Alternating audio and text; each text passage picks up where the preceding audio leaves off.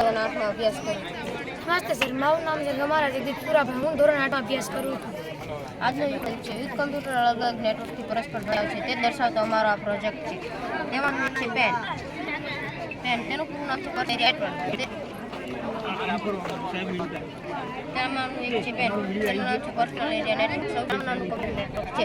તેને આપણે બ્લૂટૂથ કે વાઈફાઈ જેવા સાધનો વડે જોડી શકાય છે. તેની રેન્જ 10 મીટર સુધી હોય છે. ઉદાહરણ કે ટેબ્લેટ, પ્રિન્ટર, કાર વગેરેમાં તો ઉપયોગ થાય છે. તેના પર લેન લેનનું નામ છે લોકલ યુનિટ. તેમાં કમ્પ્યુટર માહિતીવાળું છે. દુકાન મકાનથી વધારે ઉપકરણ નેટવર્ક સાથે જોડી શકાય છે.